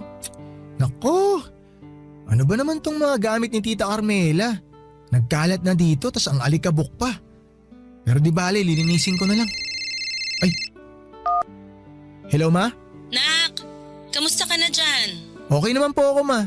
Lumabas po si Tita Carmela para mamalengke kaya eto, nililinis ko po tong bahay niya ngayon para masorpresa naman siya pagbalik niya. Pambihira ka, talagang bata ka. Sinabi ko naman sa'yo na mag-hotel ka na lang, di ba? Ginagawa ka ng katulong ng demonyetang yun eh. Ano ba naman si Mama? Mag-relax nga kayo. Hindi naman po labag sa loob ko yung paglilinis ko dito. Ang totoo niyan, ako nga po ang nahihiya sa kanya kasi libre pagkain ko, libre tinutuluyan ko. Kaya naisip ko rin na ako na lang mismo ang bibili ng pagkain ko para hindi nakakahiya. Tapos ito pong paglilinis ko ng bahay niya, maliit na bagay lang to para kahit papano makabawi naman ako sa kanya. Ewan ko sa'yo. Naghahanap ka talaga ng sakit ng ulo, bata ka. Ay, nga pala.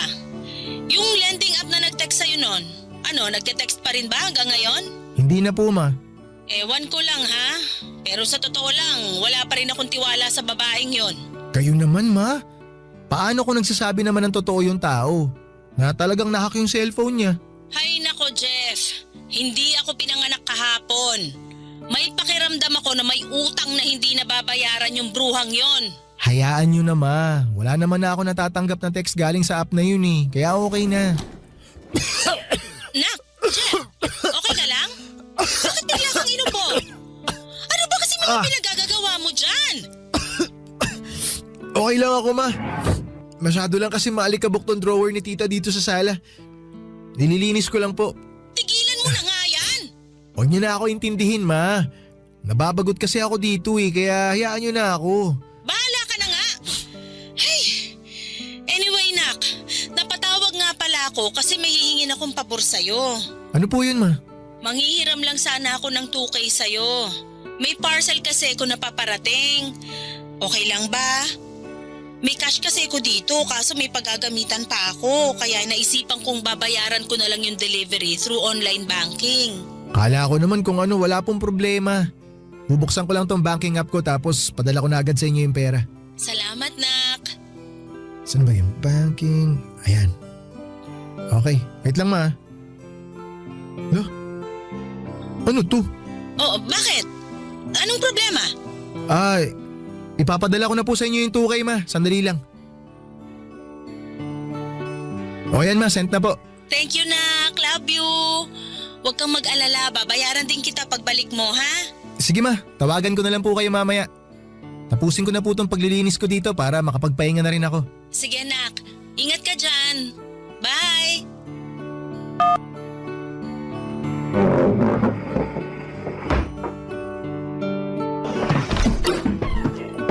Jeff, namalengke nga pala ako. Napapansin ko kasi na palagi ka na lang nagpapadeliver. Kaya naisipan ko nang magluto. Anong gusto mong ulam mamaya? Tita, meron po pala akong gustong klaruhin sa inyo. Oh, ba't ganyan ang mukha mo? Ano bang problema? May nawawala po kasing 10K sa savings account ko. Tita, bakit hindi po kayo makasagot? May kinalaman po ba kayo doon? Jeff, sorry ha. Nakita ko kasi yung ATM mo na nakalapag sa mesa. Tapos nakita ko rin yung maliit na papel kung saan nakasulat yung PIN code. Kaya hiniram ko na muna. Hiniram? Tita, hindi po hiram yung ginawa nyo. Kinuha nyo po yung ATM ko na walang paalam tapos winidraw nyo yung pera nang hindi ko alam. Alam nyo tita sa ginawa nyong yan? Nakukonekta ko tuloy yung utang nyo sa mga lending app. Kaya siguro kung ano-ano yung natatanggap ko ng mga text galing sa lending app no. Kasi totoo namang gagancho kayo. Sabi ko na nga ba may suspecha talaga ako na may kinalaman kayo dun sa pag-utang-utang sa mga lending app na yon. Kahina-hinala talaga yung dating nyo tita Ibalik nyo sa akin yung ATM ko. Yung ATM lang ba ang pinuputok ng butsi mo? O eto na yung ATM mo? Huwag kang mag-alala. Ibabalik ko naman sa iyo ang pera mo. Talagang ibabalik nyo sa akin yung pera ko tita. Saan nyo ba dinala? Ipinamili nyo? O tinago nyo? Sinama nyo ba yung 10K ko sa lahat ng mga perang nakuha nyo sa mga lending app? Ha? Nasaan? Nandito ba sa drawer? Tumigil ka! Wala kang karapatan na pakialaman at halugugin ang mga gamit ko dito sa bahay. At wala kayong karapatan na pag nakawan ako. Nasaan na yung pera ko? Kala nyo hindi ko hahalugugin tong cabinet nyo? Ha? Nandito ba? Andito sa envelope na to? Tingnan natin para magkaalaman.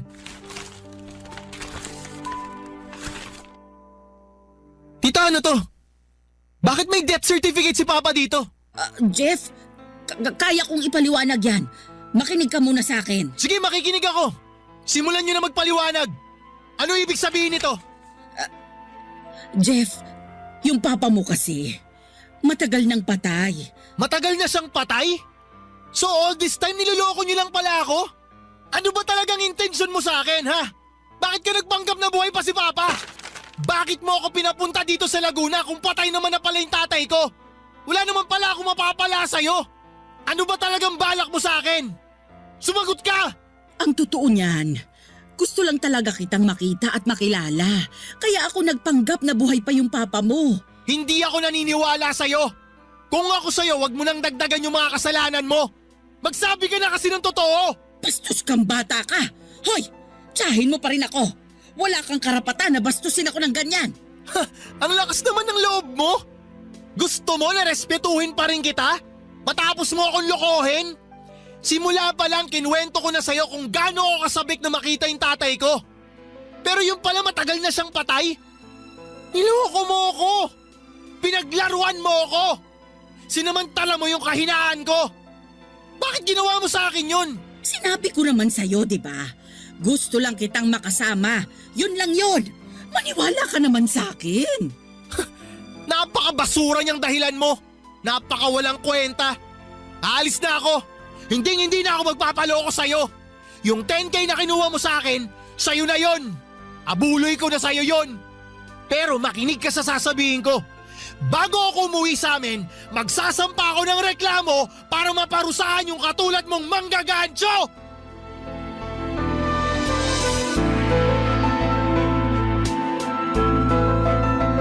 Pagkatapos ng usapan namin ni Tita Carmela, agad ko nang kinuha ang mga gamit ko. At agad na akong umalis sa bahay na yon. Siguro'y maraming magtatanong sa mga kabarangay natin kung bakit hindi ko ipinaglaban yung 10,000 na ninakaw niya sa akin. Ang totoo ay mahalaga pa rin sa akin ang pera. Pero mas mahalaga yung peace of mind ko.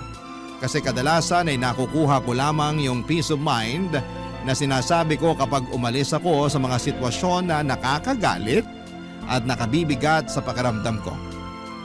Sa mga panahong yon, ang makita si Tita Carmela ay nagdudulot lamang sa akin ng sama ng loob.